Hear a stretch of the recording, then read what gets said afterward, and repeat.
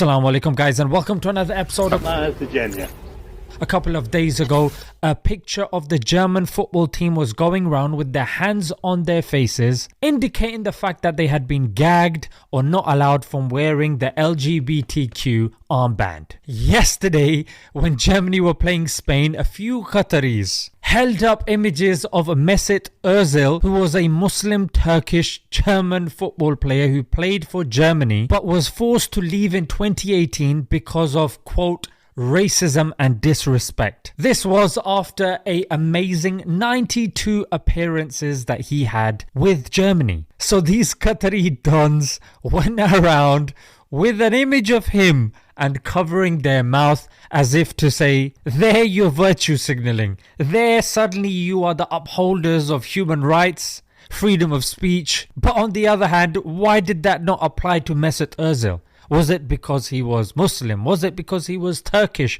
Regardless, if it applies here, then it should have applied there as well. Now I'll read these dons because his situation, maybe you guys didn't know. In fact, I had forgotten as well, but at least our Qatari brethren had not forgotten. Because in 2018, he said that he was singled out for Germany not progressing beyond the group stages. And because of that, he faced racist taunts from the fans and was being unnecessarily grilled by German politicians. Politicians, the people that are in charge of running the country. You know, the people that are in charge of making sure you have enough food, the roads are fine, you're not dying. Oh, they care more about the German football team not progressing, mate. Not to mention that they had an issue with Ozil meeting with the Turkish president, Erdogan. But again, why is it okay for German politicians and players to meet with British politicians? Tony Blair, a clear war criminal. But even in this country, he's getting the highest Medal of Honor. Every single leader of the United States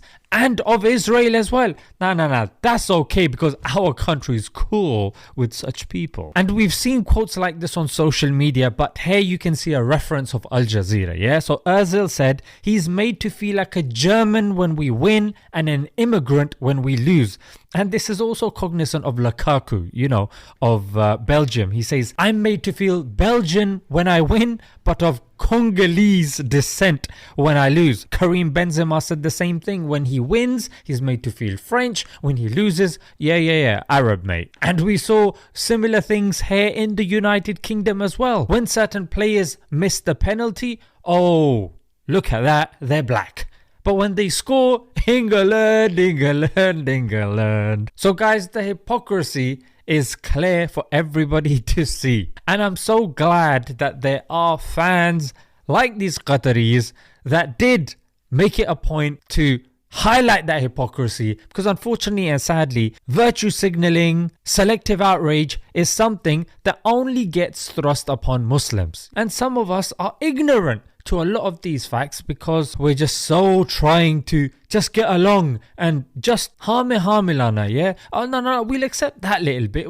No, it doesn't stop there, mate, yeah? It's not going to stop there. Stop compromising your religion. Stop holding your tongue. Speak, but speak with academia, facts, with respect. Teach your children. Because this is a war of words now. We have to learn to articulate ourselves because the media, the politicians, they're not going to help us, mate. We got to help ourselves. May Allah grant us the understanding of the first word that was revealed in the Quran, which was Iqra, read and understand the importance of the relationship we're supposed to have with books. We need more bookworms with charisma and the ability to express and articulate themselves with confidence. May Allah make it so. Let's leave it down till next time.